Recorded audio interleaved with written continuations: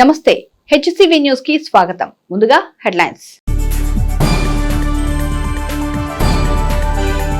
పట్టభద్రులైన ప్రతి ఒక్కరూ పట్టభద్రుల ఓటరు నమోదు ప్రక్రియను సద్వినియోగం చేసుకోవాలి. మాజీ మంత్రి ఆలపాటి రాజేంద్ర ప్రసాద్.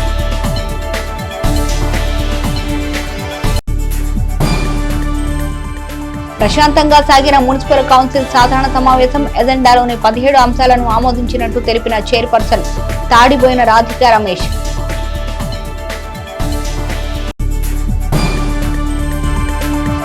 డివిజన్ స్థాయి గ్రీవెన్స్ కు 10 అర్జీలు. Tenali sub collector Sanjana Sinha.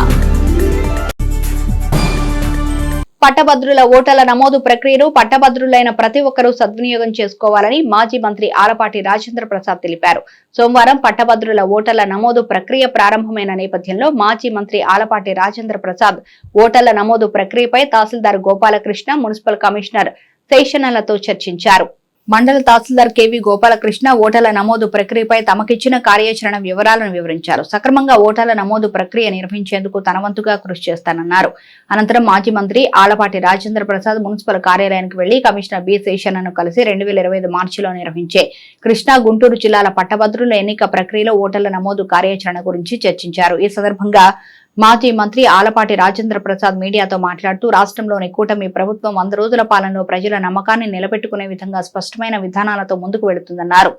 రానున్న పట్టభద్రుల ఎన్నికల్లో కృష్ణా, గుంటూరు జిల్లాల పట్టభద్రుల ఎమ్మెల్సీ అభ్యర్థిగా కూటమి నాయకత్వం తనకు అవకాశం కల్పించినందుకు ముఖ్యమంత్రి చంద్రబాబు నాయుడు, మంత్రి నారా లోకేష్, ఉప ముఖ్యమంత్రి పవన్ కళ్యాణ్కు ధన్యవాదాలు తెలిపారు. పట్టభద్రుల ఓటర్ల నమోదు ప్రక్రియ సక్రమంగా కొనసాగేలా అధికారులు తమ వంతుగా సహకరిస్తున్నట్టు తెలిపారు. అర్హత కలిగిన పట్టభద్రులందరూ సకాలంలో ఓటర్లుగా నమోదు చేయించుకోవాలని మాజీ మంత్రి ఆలపాటి రాజేంద్ర ప్రసాద్ వివరించారు. కృష్ణా, గుంటూరు జిల్లాల పరిధిలో 33 నియోజకవర్గాల్లో పట్టభద్రులు గత ఎమ్మెల్సీ ఎన్నికలకు ఓటు వేసినా తిరిగి కొత్తగా ఓటు నమోదు చేయించుకోవాల్సిన అవసరం తప్పనిసరి అని పేర్కొన్నారు. అర్హత కలిగిన ప్రతి ఒక్కరూ ఓటర్ల నమోదు ప్రక్రియను వినియోగించుకోవాలన్నారు. తన రాజకీయ జీవితం ఇక్కడి నుంచి ప్రారంభమైన నేపథ్యంలో ఓటు నమోదు ప్రక్రియను చేపట్టినట్లు తెలిపారు. రాష్ట్రంలో కూటమి ప్రభుత్వం ఏర్పడిన తర్వాత జరుగుతున్న తొలి ఎన్నికలు పట్టభద్రుల ఎన్నికలని, రానున్న ఎన్నికల్లో తనకు అందరూ అండగా నిలిచి గెలిపించాలని మాజీ మంత్రి రాజేంద్ర ప్రసాద్ కోరారు. ఈ కార్యక్రమంలో మున్సిపల్ కౌన్సిల్ ప్రతిపక్ష నేత పి త్రిమూర్తి, కౌన్సిలర్లు బోయపాటి అరుణ, దివ్య అనిత, అన్నం పిన్నారావు, టి బ్రహ్మేశ్వరరావు, దేశు యుగంధర్, ఏ వెంకటేశ్వరరావు, టీడీపీ నాయకులు ఖుద్దూస్, కాకుమాను కనక రాంబాబు, ఈదర వెంకట పూర్ణచంద్, కంచెల ఏడుకొండలు, పనిదపు దుర్గా, పలువురు నాయకులు, కార్యకర్తలు పాల్గొన్నారు.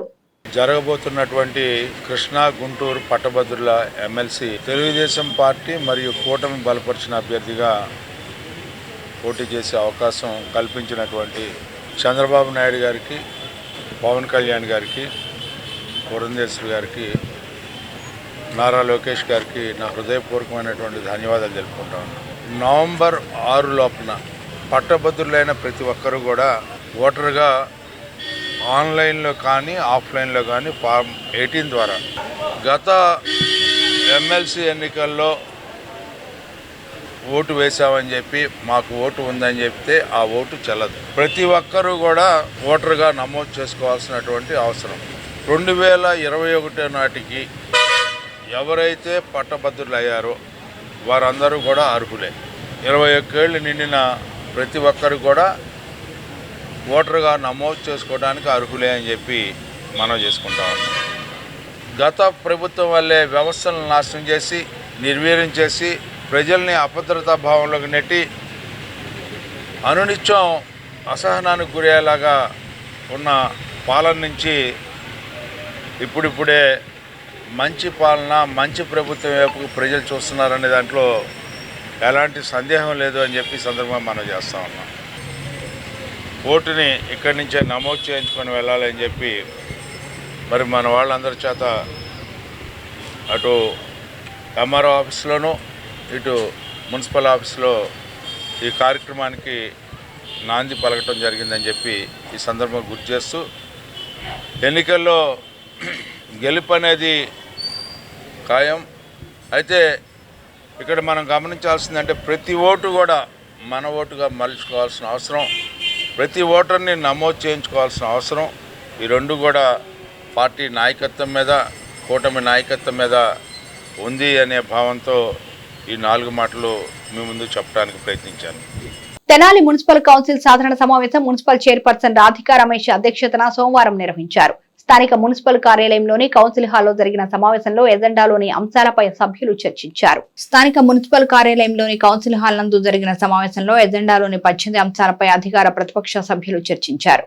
పురపాలక సంఘంలో శానిటేషన్ పనులు, పలు అభివృద్ధి పనులపై సభ్యులు అడిగిన ప్రశ్నలకు అధికారులు, చైర్పర్సన్ తగిన సమాధానం తెలిపారు. కేంద్ర రాష్ట్ర ప్రభుత్వాలు చేపట్టిన కార్యక్రమాలు తప్ప పురపాలక సంఘం ఆధ్వర్యంలో ప్రత్యేక శానిటేషన్ కార్యక్రమాలు ఎందుకు నిర్వహించట్లేదని సభ్యులు ప్రశ్నించగా అందుకు చైర్పర్సన్ రాధికా రమేష్ సమాధానం ఇస్తూ పట్టణంలోని ప్రత్యేక పారిశుద్ధ్య పనులను నిర్వహించడం జరుగుతుందని తెలిపారు. ఎజెండాలోని 17 అంశాలను ఆమోదించినట్లు చైర్పర్సన్ రాధిక ప్రకటించారు. అనంతరం చైర్పర్సన్ రాధికా రమేష్ మీడియాతో మాట్లాడుతూ ఎజెండాలోని 18 అంశాలకు గాను 14 అంశాలు మినహా 17 అంశాలను ఆమోదించినట్లు తెలిపారు. పురపాలక సంఘంలోని సమస్యల గురించి ప్రజలు తమ దృష్టికి తీసుకొచ్చిన ఎడల సమస్యలు పరిష్కరించేందుకు చర్యలు తీసుకోవడం జరుగుతుందని పేర్కొన్నారు.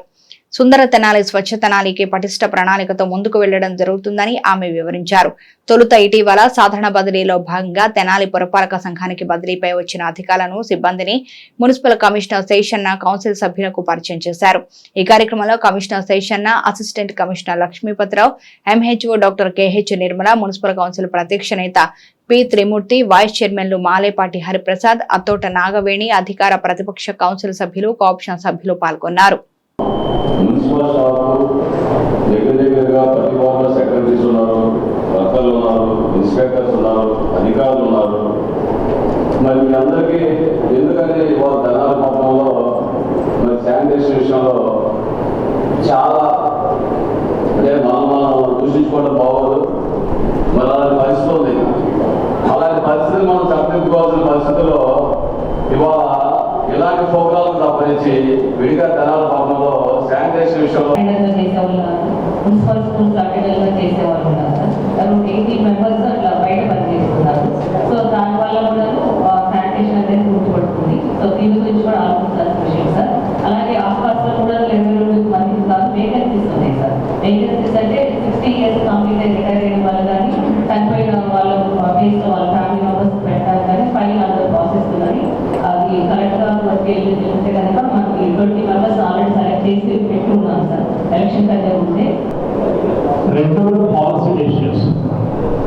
దీని పాలసీ వార్డు డీలిమిటేషన్ అనేటువంటి ప్రక్రియ ప్రభుత్వం ఆదేశించినప్పుడు ప్రభుత్వ నియమ నిబంధనల ప్రకారం రూల్స్ ప్రకారం చేస్తారు. సెక్రటరీ నుంచి ఎలా చేస్తారంటే సపోజ్ డోర్ నెంబర్ 1 ఒకటి పెట్టుకొని 3,500 నుంచి 5,000 పాపులేషన్ ఎక్కడ కట్ అవుతుందో ఆ వీధికి వచ్చారు.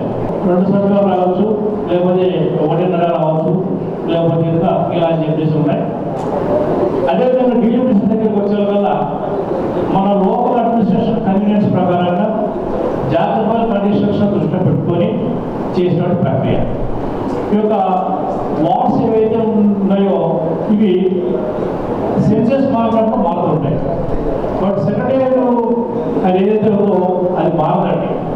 పాపులేషన్ 5,000 అనుకోండి మ్యాక్సిమం. అక్కడెక్కడ అయితే క్లోజ్ అవుతుందో అక్కడే క్లోజ్ అవుతుంది.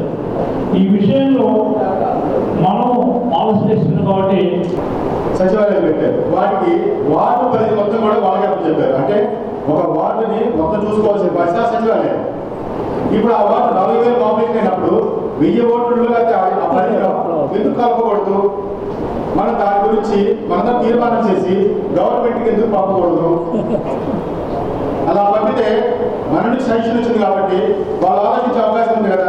మరి ఎప్పుడు ఇక్కడ సచివాలయం ఇక్కడ మన కౌన్సిల్లో చర్చించుకొని ఇలాగే వదిలేస్తూ పోతే దీనికి అసలు అంతమో ఆరంభం ఎంత ఉంటుందంటే అసలుగా ఈ యొక్క కుక్కల విడత రాష్ట్ర వ్యాప్తంగా ఉంది.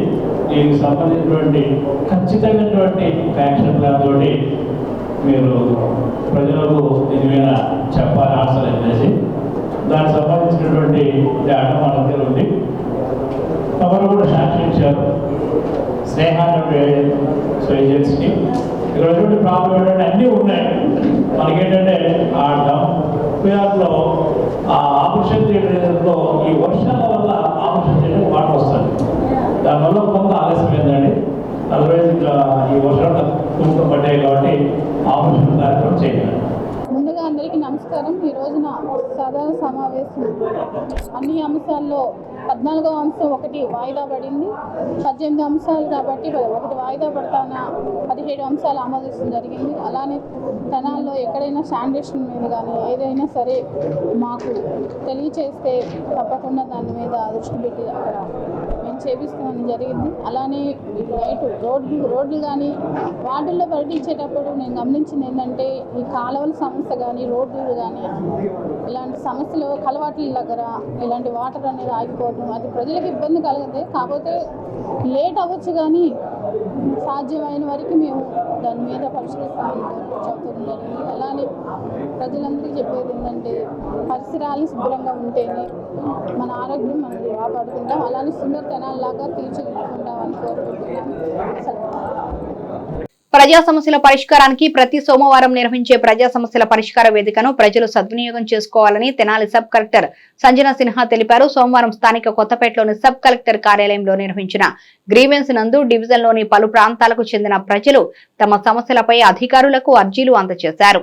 ఈ సందర్భంగా సబ్ కలెక్టర్ సంజన సిన్హా మాట్లాడుతూ సోమవారం నిర్వహించిన గ్రీవెన్స్ నందు 10 అర్జీలు అందడం జరిగిందన్నారు. డివిజన్ పరిధిలోని పలు ప్రాంతాలకు చెందిన ప్రజలు అందించిన అర్జీలను సంబంధిత శాఖ అధికారుల దృష్టికి తీసుకువెళ్లి నిర్ణీత సమయంలో పరిష్కరించేలా చర్యలు తీసుకోవడం జరుగుతుందని పేర్కొన్నారు. ఈ కార్యక్రమంలో పలు శాఖల డివిజన్ స్థాయి అధికారులు, సబ్ కలెక్టర్ కార్యాలయ అధికారులు, సిబ్బంది పాల్గొన్నారు. అందరికీ నమస్కారం అండి. ఈరోజు సోమవారం 30వ తారీఖు సెప్టెంబర్ 30వ తారీఖున మనము ప్రజా సమస్యల పరిష్కారం చేయడానికి ప్రతి ఆఫీసుల్లో పీజీఆర్ఎస్ కండక్ట్ చేస్తాము. పీజీఆర్ఎస్ వెబ్సైట్లో ఈ గ్రీవెన్సెస్ని రేస్ చేసి రెస్పెక్టివ్ డిపార్ట్మెంట్స్కి వాటికి ఫార్వర్డ్ చేసి ఎస్ఎల్ఏ అనేది ఈరోజు నుంచి స్టార్ట్ అవుతుంది. అండ్ వీళ్ళు ఎలా దీన్ని పరిష్కరిస్తున్నారో అని వాళ్ళ దగ్గర నుంచి మనకు ఒక గ్రీవెన్స్ రిడ్రెసల్ రిప్రజెంటేషన్ తహసీల్దార్స్ నుంచి కానీ కన్సర్న్డ్ ఆఫీసర్స్ నుంచి కానీ వచ్చిన తర్వాత దాన్ని చూసి మేము అది మళ్ళీ కూడా ప్రజలకి ఫోన్ చేసి ఇలా అయిందని ఇంటిమేట్ చేసి అలానే ఆ రిడ్రెసల్ ఎలా చేశామో అది కూడా తీసుకెళ్ళి వాళ్ళకి ఇస్తూ ఆ ఫామ్ని ఇస్తూ ఫోటో దిగి అది కూడా అప్లోడ్ చేయడం జరుగుతుందండి. ఒకవేళ ఇఫ్ పీపుల్ ఆర్ అన్సాటిస్ఫైడ్ వాళ్ళు దీన్ని మళ్ళీ కూడా రేస్ చేయొచ్చు. అప్పుడు అది వాళ్ళకి సుపీరియర్ అథారిటీస్ దగ్గర ఓపెన్ అవుతుంది. సో ఇలా మేము రిడ్రెస్ చేయాలని అనుకుంటున్నాము. అండ్ ఐ రిక్వెస్ట్ ఎవరికి ఏ సమస్య ఉన్నా ప్లీజ్ మండే మార్నింగ్ మీరు 10 o'clock నుంచి 2 o'clock ఆఫ్టర్నూన్ వరకు వచ్చి ఇక్కడ మమ్మల్ని కలవండి. We will take the necessary steps. Thank you. Tenali మండలం అంగలకూదురు గ్రామంలో ఇటీవల జరిగిన అగ్ని ప్రమాదంలో సర్వం కోల్పోయిన బాధితులకు రెడ్ క్రాస్ సొసైటీ తెనాలి ఆధ్వర్యంలో సోమవారం నిత్యావసర సరుకులు, వంట పాత్రలను తహసీల్దార్ గోపాలకృష్ణ చేతుల మీదుగా అందజేశారు. ఈ సందర్భంగా తహసీల్దార్ గోపాలకృష్ణ మాట్లాడుతూ అగ్ని ప్రమాదానికి సర్వం కోల్పోయిన బాధితులకు రెడ్ క్రాస్ సొసైటీ దాతలు ముందుకు వచ్చి సహాయ సహకారాలు అందించడం అభినందనీయమన్నారు. ఆపదలో ఉన్న వారికి ప్రతి ఒక్కరూ తమ వంతు సాయం అందించి మానవత్వాన్ని చాటుకోవాలని పేర్కొన్నారు. ప్రభుత్వం తరపున బాధితులకు నిత్యావసర సరుకులు అందజేయడం జరిగిందని తహసీల్దార్ గోపాలకృష్ణ వివరించారు. Red cross society coordinator Shaik Jani Rasool మాట్లాడుతూ అగ్ని ప్రమాదం సంభవించి సర్వం కోల్పోయిన బాధితులకు రెడ్ క్రాస్ సొసైటీ అండగా నిలిచి సాయం అందించడం జరిగిందన్నారు. బాధితులకు రెడ్ క్రాస్ సొసైటీ నిత్యావసర సరుకులు, వంట పాత్రలు అందజేయగా మొవ్వా సత్యనారాయణ 7,000 రూపాయలు, కనకాల నాగభూషణం 7,000 రూపాయలు, కంచెల అంజయ్య 5,000 రూపాయల సహాయం అందజేయడం జరిగిందని పేర్కొన్నారు. ఈ కార్యక్రమంలో Tenali red cross society chairman Mummaneni Bhanumathi, గ్రామ panchayat president Rajyalakshmi, rotary club సభ్యులు బుజ్జిబాబు, నాళం శ్రీమన్నారాయణ మూర్తి పలువురు పాల్గొన్నారు. అంగలకూదురు గ్రామంలో తెల్లవారుజామున షార్ట్ సర్క్యూట్ వల్ల ఒక ఇల్లు, అట్లాగే ఒక పక్కనే ఉన్న గొడ్ల చావిడి, అవి పూరీలు అయి ఉన్నాయి, అవి తగలబడిపోయినాయి.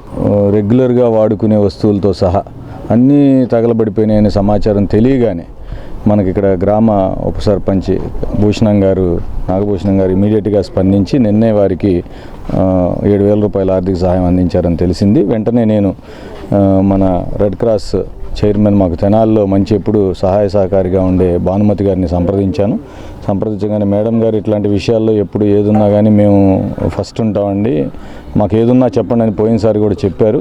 ఇమీడియట్గా వారు గుంటూరులో మాట్లాడి గుంటూరు రెడ్ క్రాస్ సంస్థ దగ్గర నుంచి కావాల్సిన కిట్, అంటే ఒక వ్యక్తికి ఇబ్బంది వచ్చినప్పుడు ఏవైతే కావాలో నిత్యావసర వస్తువులు, గిన్నెలు, గ్లాసులు అన్నీ, ఆఖరికి మన సామాన్ తోముకునే బ్రష్తో సహా బట్టలు, అట్లాగా కాలిపోయిన ఇంటికి కప్పుకునే పట్ట, ప్రతిదీ వారికి అందించి, నేను ఎప్పుడైనా ఇట్లాంటి పేదవాళ్ళకి ఏదైనా కష్టం వచ్చినప్పుడు ఇమీడియట్గా నేను సంప్రదించేది మాకు తెనాల్లో మువ్వా సత్యనారాయణ గారు ఉన్నారు.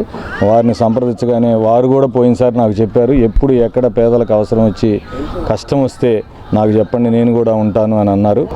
అందరూ కూడా ఏంటంటే ప్రభుత్వం ఏదో చేస్తుంది, ప్రభుత్వం వచ్చి చేస్తేనే అనే దృష్టిని కొంచెం అట్లా కాకుండా ముందు మనుషుల్లో మానవతా గుణం వచ్చి అందరం ఎక్కడైతే ఆపద ఉందో, ఎక్కడైతే పేదవారికి కష్టం ఉందో అక్కడ మనం అందరం అండగా నిలబడాలని నేను విజ్ఞప్తి చేస్తున్నాను. Thank you. అందరికీ నమస్కారం అండి.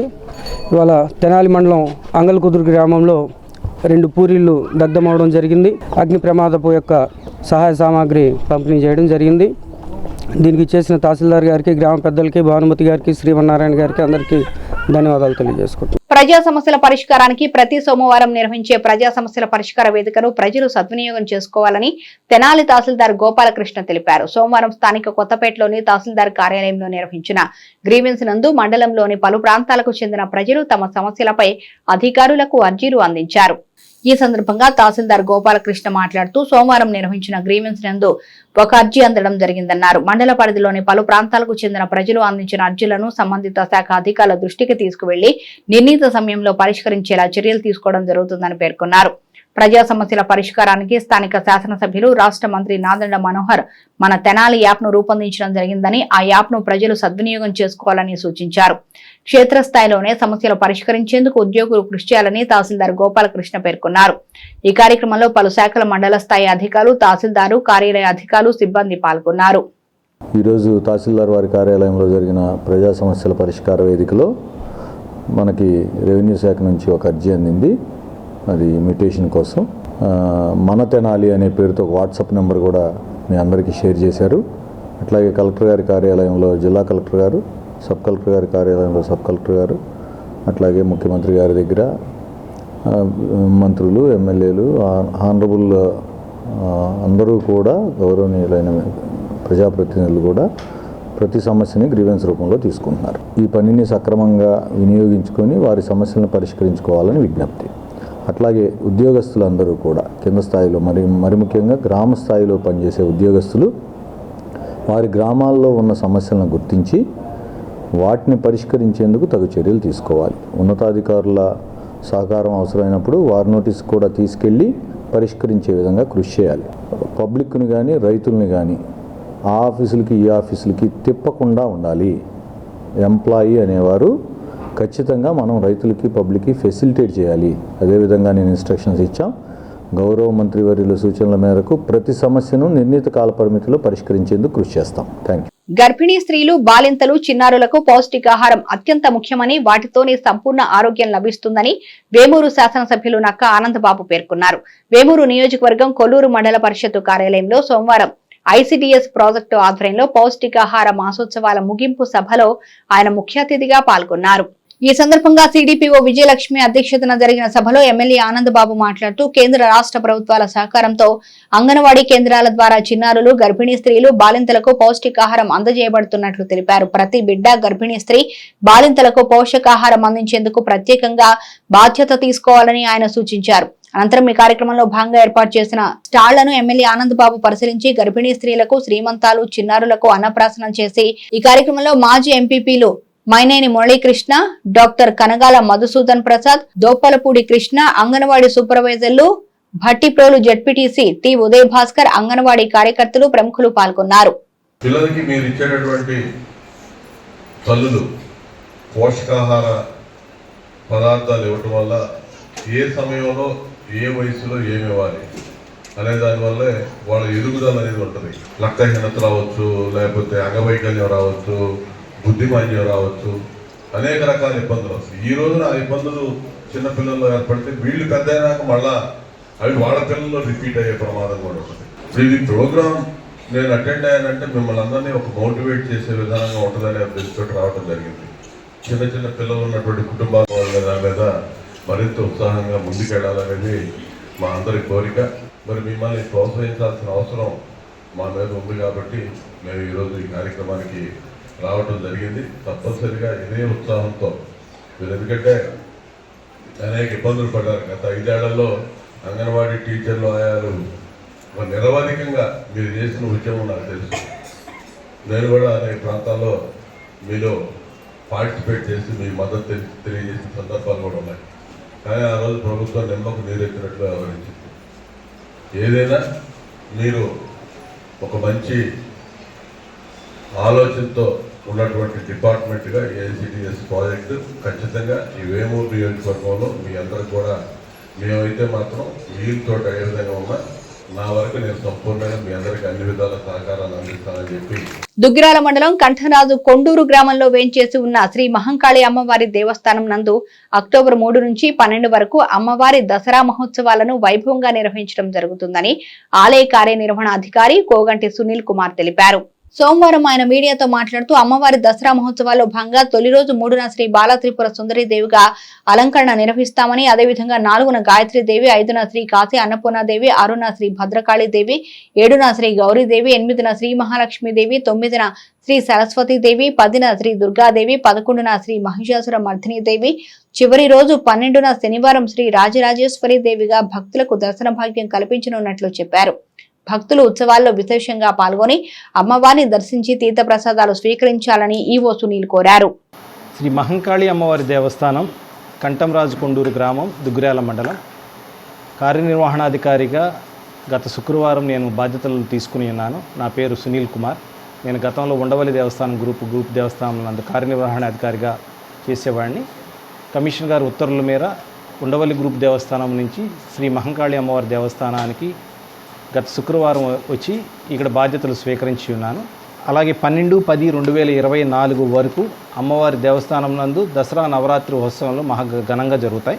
12-10-2024 శనివారం శ్రీ రాజరాజేశ్వరి దేవిగా అమ్మవారి దర్శనం కలుగుతుందండి. కావున గ్రామస్తులు, చుట్టుపక్కల ఉన్న గ్రామంలో ఉన్న ప్రజలందరూ కూడా కంచికచెర్ల మండలం పరిటాల సమీపంలోని అమృత సాయి ఇంజనీరింగ్ కళాశాలలో ఫ్రెషర్స్ డే వేడుకలు శనివారం ఘనంగా నిర్వహించారు. ఈ సందర్భంగా కళాశాల secretary and correspondent K Rammohan Rao మాట్లాడుతూ కళాశాలలో సీనియర్స్, జూనియర్స్ స్నేహపూర్వకంగా మెలగాలని, జూనియర్స్ మొదటి సంవత్సరంలోనే మంచి ప్రణాళికతో 4 సంవత్సరాల కోర్సులో విజయం సాధించడానికి సిద్ధంగా ఉండాలని సూచించారు. విద్యార్థులు ఆధునిక సాంకేతికతను పెంపొందించుకోవడానికి అమృత సాయి సరైన వేదిక అని తెలిపారు. కళాశాల ప్రిన్సిపల్ డాక్టర్ ఎం శశిధర్ మాట్లాడుతూ ఫ్రెషర్స్ డే వేడుకలను విద్యార్థులు కళాశాలలో ఏర్పాటు చేసిన స్టూడెంట్స్ క్లబ్స్ ద్వారా నిర్వహిస్తున్నారని, తద్వారా వారిలో లీడర్షిప్, మేనేజింగ్ స్కిల్స్ తో పాటు ఆత్మవిశ్వాసం వంటి అంశాలు పెంపొందించుకోవచ్చని తెలిపారు. కళాశాలలో ఉన్న అడ్వాన్స్డ్ ల్యాబ్స్ ద్వారా విద్యార్థులకు ప్రత్యేక శిక్షణ ఇవ్వడం జరుగుతుందన్నారు. అనంతరం సీనియర్, జూనియర్ విద్యార్థులు సాంప్రదాయ నృత్యాలను, నాటికలను, పలు చలన చిత్రాల గీతాలను, పాటలను ఆలపించి ప్రదర్శించారు. ఈ కార్యక్రమంలో academic director doctor P Chiranjeevi, administrative director doctor M Sridevi, అన్ని విభాగాల అధిపతులు, అధ్యాపకులు పాల్గొన్నారు. ఒక ఆర్టీసీ బస్సు టాటా ఏసీని ఢీకొన్న ఘటనలో 2 వ్యక్తులు ఘటనా స్థలంలో మృతి చెందగా తీవ్ర గాయాలపైన క్షతగాతుల్ని తెనాలి జిల్లా ప్రభుత్వ వైద్యశాలకు ఆదివారం అర్ధరాత్రి తరలించారు. సేకరించిన సమాచారం మేరకు వివరాలు ఈ విధంగా ఉన్నాయి. బాపట్ల జిల్లా రేపల మండలం పెద్దోలపల్లి గ్రామానికి చెందిన మాతంగ్ గిరిధర్ కుటుంబం ప్రయాణిస్తున్న టాటా ఏసీ వాహనాన్ని పులిగడ్డ వారధిపై ఆర్టీసీ బస్సు ఢీకొన్న ప్రమాదంలో గిరిధర్తో పాటు మరో వ్యక్తి ప్రమాద సంఘటన స్థలంలో మృత్యువాత పడ్డారు. తీవ్రంగా గాయపడిన గిరిధర్ కుమారుని మెరుగైన వైద్య సేవ నిమిత్తం ఆదివారం అర్ధరాత్రి తెనాలి జిల్లా ప్రభుత్వ వైద్యశాలకు తరలించారు. గిరిధర్ స్నేహితుడు శంకర్రావు ప్రమాదం జరిగిన తీరును మీడియాకు వివరించారు. బాపట్ల జిల్లా రేపల మండలం పెద్దరపల్లి గ్రామ వాస్తవ్యులు మాతంగి గంగాధర్ ఫ్యామిలీ పిల్లలతో సహా ఫంక్షన్ పని మీద టూరు వెళ్ళారు. అందరూ రిటర్న్లో వచ్చేటప్పుడు వెహికల్ మీద యాక్సిడెంట్ జరిగింది. అది ఎవరి తప్ప అనేది మాకు తెలియదు. ఇంకాను మేము గంగాధర్ అయితే చనిపోయాడు, వాళ్ళ మేనల్లుడు కూడా చనిపోయాడు. గంగాధర్ పిల్లోడిని మేము హాస్పిటల్కి తెనాలి తీసుకురావడం జరిగింది. మాకు ఫోన్ల ద్వారా ఫ్రెండ్తో ఫోన్ చేస్తే ఫోన్ల ద్వారా తెలిసి మేము హాస్పిటల్ కడకు వచ్చి బాబుని అర్జెంటుగా వాళ్ళ కండిషన్ చూడకుండా ముందు పిల్లల్ని తీసుకొచ్చాం. వాళ్ళు ఇంటికి ప్రాణం పోయిందని తెలిసింది. వీళ్ళని తీసుకొచ్చి బాబుని తీసుకొచ్చి తెనాల్లో ట్రీట్మెంట్ చేపిస్తే తీసుకొచ్చాం. మచిలీపట్నం టు చీరాల బస్సు, ఈ అశోక లైలాండ్ ట్రాలీ బండి వ్యాన్ జరిగింది. 2 గుద్దుకున్నాయి. ఏం జరిగిందనేది తెలీదు. ఇది పెనుమూడి రేపల్లి టు పులిగెట్ట వారధి పైన జరిగిందండి. రాష్ట్రంలోని ప్రభుత్వ ప్రాథమికోన్నత మరియు ఉన్నత పాఠశాలలో ఖాళీగా ఉన్న ఉర్దూ పోస్టులను వెంటనే భర్తీ చేయాలని వైఎస్ఆర్ కాంగ్రెస్ పార్టీ జిల్లా మైనారిటీల ప్రధాన కార్యదర్శి షేక్ సుబానీ ప్రభుత్వాన్ని విజ్ఞప్తి చేశారు. మండల కేంద్రమైన దుగ్గిరాల్లోని మూర్తజా నగర్ నందు వైఎస్ఆర్ కాంగ్రెస్ పార్టీ మైనారిటీ విభాగం జిల్లా ప్రధాన కార్యదర్శి షేక్ సుబానీ హెచ్సివి ప్రతితో మాట్లాడుతూ రాష్ట్రంలోని ప్రభుత్వ ప్రాథమికోన్నత ఉన్నత పాఠశాలలో ఖాళీగా ఉన్న ఉర్దూ టీచర్ పోస్టులను వెంటనే భర్తీ చేయాలని ప్రభుత్వాన్ని విజ్ఞప్తి చేశారు. రాష్ట్రంలోని ప్రభుత్వ ప్రాథమికోన్నత ఉన్నత పాఠశాలల్లో ఖాళీగా ఉన్న ఉర్దూ టీచర్ పోస్టులను వెంటనే భర్తీ చేయాలని ప్రభుత్వాన్ని విజ్ఞప్తి చేస్తున్నాం. 55,000 అంగన్వాడీ కేంద్రాలు ఉండగా వాటిలో ఒక్కటి కూడా ఉర్దూ అంగన్వాడీ కేంద్రం లేకపోవడంతో ఉర్దూ విద్యా వ్యవస్థకి మనుగడకి ప్రమాదంగా మారింది. వెంటనే రాష్ట్రంలో ఉర్దూ అంగన్వాడీ కేంద్రాలను కూడా ఏర్పాటు చేసి విద్యార్థులకు ఉర్దూ విద్యను అందుబాటులోకి తేవడంతో పాటు ఉర్దూ నిరుద్యోగ మైనార్టీ యువతులకు అంగన్వాడీ టీచర్లు హెల్పర్లుగా ఉపాధి కల్పించాలని ఈ సందర్భంగా ప్రభుత్వానికి విన్నవిస్తున్నాం. వార్తలు ముగించే ముందు ముఖ్యాంశాలు మరోసారి. పట్టభద్రులైన ప్రతి ఒక్కరూ పట్టభద్రుల ఓటరు నమోదు ప్రక్రియను సద్వినియోగం చేసుకోవాలి. మాజీ మంత్రి ఆలపాటి రాజేంద్ర ప్రసాద్.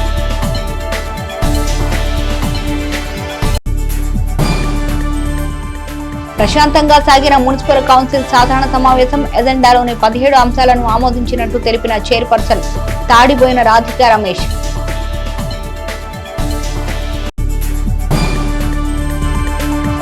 డివిజన్ స్థాయి గ్రీవెన్స్ కు 10 అర్జీలు. Tenali sub collector Sanjana Sinha.